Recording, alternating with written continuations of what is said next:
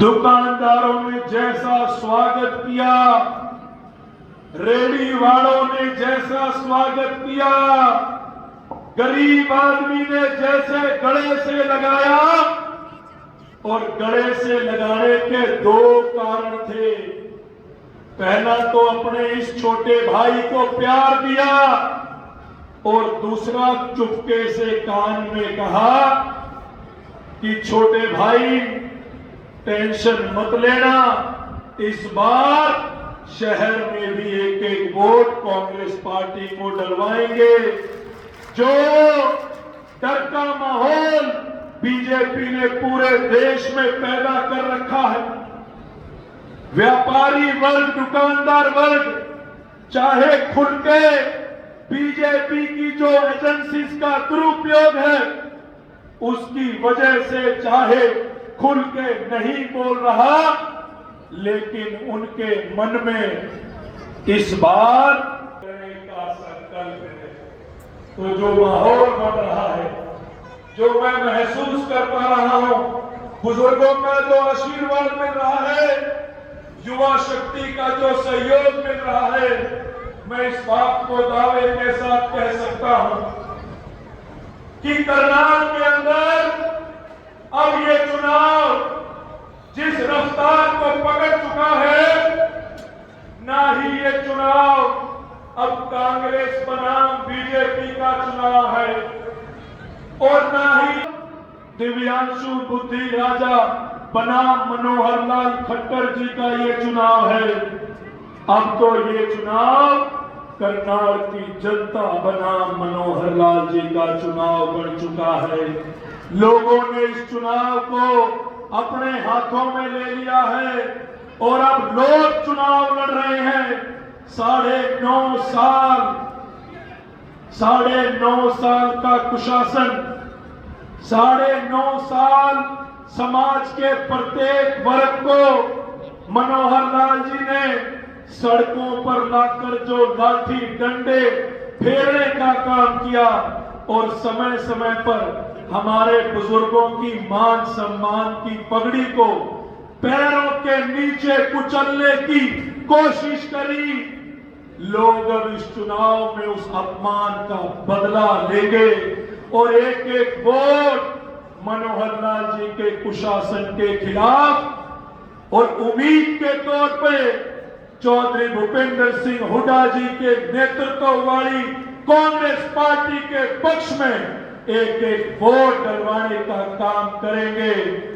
मैं अभी कुछ दिन पहले खट्टर साहब का एक बयान सुन रहा था। मनोहर लाल जी ये कह रहे थे कि कांग्रेस के प्रत्याशी मैदान में नहीं आए, मजा नहीं आ रहा।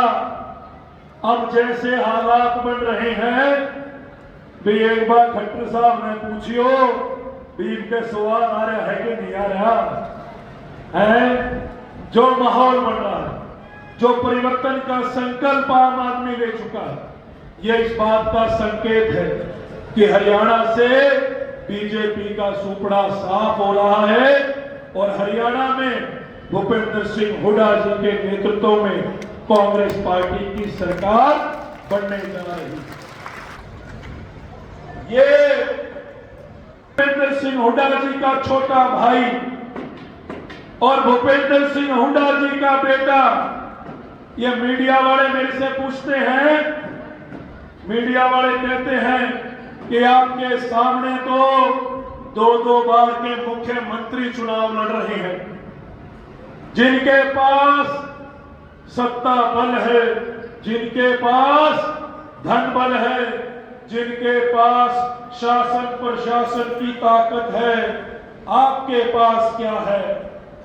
मैंने कहा मेरे पास हरियाणा की युवा शक्ति है, और मेरे पास मेरे बुजुर्गों का सिर पर आशीर्वाद है, और मेरे सिर पर मेरी माताओं का प्यार भरा हाथ है, और मेरे पास मेरे नेता चौधरी भूपेंद्र सिंह हुड्डा जी का आशीर्वाद है, और मेरे पास मेरे बड़े भाई दीपेंद्र सिंह हुड्डा जी का सर पर हाथ है। और इतना सौदा इकट्ठा हुए पीछे तो मैं एक नहीं 10-10 मनोहर लाल जी से भी मुकाबला कर सकता हूं।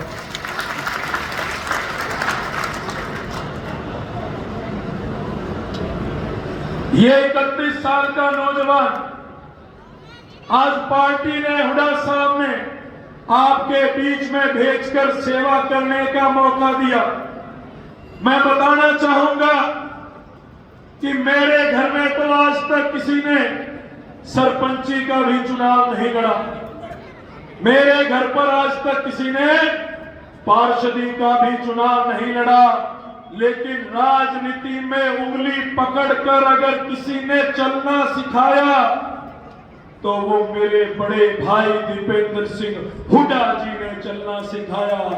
आज उनकी बदौलत ये आपका बेटा 31 साल की उम्र में 3 बार चुनाव लड़े हैं और मेरे नेता भूपेंद्र सिंह हुड्डा जी का सर पर आशीर्वाद हमेशा रहा और ईश्वर ने हमेशा बाजू पकड़ने का काम किया और 3 के 3 चुनाव ईश्वर के आशीर्वाद से, मेरे नेता के आशीर्वाद से जीतने का काम किया। और जो माहौल दिख रहा है, जो परिवर्तन की आंधी चल रही है, आपका आशीर्वाद मिलेगा, ईश्वर का आशीर्वाद सिर पे रहेगा तो इस चौथे चुनाव में जीत की बाउंड्री लगाने का काम करेंगे। और मनोहर लाल जी को उनकी पार्टी ने तो मुख्यमंत्री की कुर्सी से उतारा है। आपका आशीर्वाद रहेगा तो मनोहर लाल जी को यहां से परमानेंट रिटायर करके भेजने का काम करेंगे। जिस दिन से प्रत्याशी का ऐलान हुआ उस दिन से बीजेपी ने षड्यंत्र शुरू कर दिए। पार्टी ने मुझे आज जरूर मनोहर लाल जी के